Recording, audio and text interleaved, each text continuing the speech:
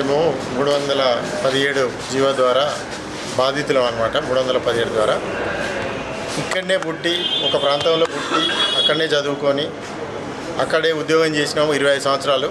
Just seniority అనేటువంటి ఒక చిన్న ఇష్యూ తీసుకొని, చిన్న అంశం తీసుకొని మమ్మల్ని ఇతర జిల్లాలకు విసిరివేయడం జరిగింది. ఆ 33 జిల్లాలు ఎందుకు చేసినారో ఏమో మాకు తెలియదు, కానీ ఆ 33 జిల్లాల వల్ల ఏం లాభం జరిగిందో తెలియదు. కానీ మమ్మల్ని మాత్రం పుట్టకోగల్ని చెట్టుకోగల్ని పడేసినట్టుగా వివిధ జిల్లాలకు మమ్మల్ని పంపించడం జరిగింది. ఏదైతే స్థానికత పేరు మీద స్థానికత మాకు కావాలి, మా హక్కు అని తెలంగాణ సాధించుకున్న దాంట్లో మేము స్థానికత కోల్పోయి వేరే జిల్లాలకు పోవాల్సి వచ్చింది.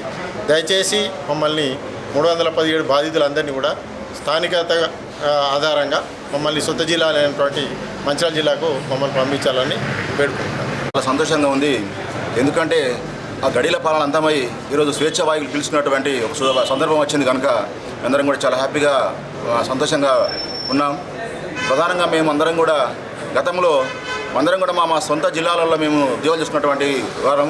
మేము గత 60-70 సంవత్సరాల నుంచి కూడా మా తాత ముత్తాతల నుంచి మేము మా స్థానిక జిల్లాలో ఉన్నటువంటి మమ్మల్ని ఒక చిన్న ఇష్యూ మీద మీరు సీనియర్లు జూనియర్ల యొక్క పేరు మీద అక్రమంగా అమానుషంగా మా అందరినీ కూడా జిల్లాల ఇళ్లలు దాటించి ఒక అమానుష ప్రభుత్వం మమ్మల్ని ఒక నీచంగా చూసి మమ్మల్ని చెట్టుకోలు పుట్టుకోలు విసిరేసినటువంటి సందర్భం నుంచి ఈరోజు తెలంగాణలో ఒక నూతన ప్రభుత్వం మనకు అందరం కూడా ప్రపంచానికి అందరికీ కూడా కాంగ్రెస్ పార్టీ అంటే ఏంటో తెలుసు. అలాంటి పార్టీ నుంచి ఈరోజు మన ప్రభుత్వం ఏర్పడ్డది. గౌరవ రేవంత్ రెడ్డి గారి యొక్క సౌజన్యంలో ఈ ప్రభుత్వంలో అందరం కూడా సంతోషంగా పనిచేసుకునేటువంటి సమయం మాకు దొరికింది. అందులో భాగంగానే మేము మా యొక్క గోడును చెప్పడం కొరకని మొన్ననే గెలిచినటువంటి 2 రోజుల తర్వాతనే మన గౌరవ ముఖ్యమంత్రి వర్యులు శ్రీయుత రేవంత్ రెడ్డి గారు మమ్మల్ని ఆహ్వానించి వారి యొక్క ఛాంబర్లో సెక్రటరియట్లో మమ్మల్ని ఆహ్వానించి వారు మా యొక్క వినతి పత్రాన్ని స్వీకరించి, మిత్రమా తప్పకుండా మీరు అధైర్యపడకండి, తప్పకుండా సమస్య పరిష్కరిస్తా అని చెప్పి వారు మాకు మాట ఇచ్చారు. అది మాకు ఎంతో సంతోషం కలిగించింది. అదేవిధంగా గవర్నమెంట్ తప్పకుండా మా యొక్క సమస్యను మరి వినాలని చెప్పి మేము విని తప్పకుండా మా యొక్క న్యాయమైన కోరికలను వారు తీర్చాలని చెప్పి మేము అందరం కూడా కోరుతూ ఉన్నాము.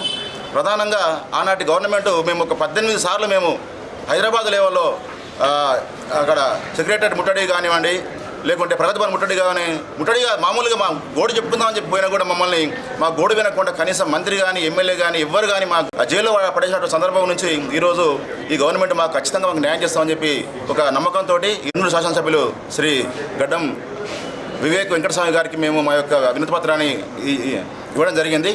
కనుక వారు మాకు న్యాయం చేస్తారని చెప్పి అందరం కూడా సంపూర్ణంగా వారికి మేము యొక్క వినతి తెలియజేస్తున్నాం. Thank you. ప్రజల మీద ఏర్పడ్డ తెలంగాణలో మేము 317 బాధితులుగా మా స్థానికత కోసం కొట్లాడవలసిన అవసరం ఏర్పడుతుంది. ప్రధానమంత్రిగా ఇవ్వడం జరిగింది. ఆ ప్రెసిడెన్షియల్ ఆర్డరు ఒక్కటి ఏకైకము సీనియారిటీని చొప్పించి మమ్మల్ని మా స్థానిక జిల్లా నుంచి బలవంతంగా వేరే జిల్లాకు నెట్టివేయడం జరిగింది. ఈ ప్రభుత్వం ఇచ్చిన ఈ ఒక్క 317 జీవో వల్లనే ఒక దాదాపుగా 25 నుంచి 35 మంది ఉపాధ్యాయ ఉద్యోగులు ఆత్మార్పణం చేసుకోవడం జరిగింది. కొందరు గుండాగి చనిపోవడం జరిగింది.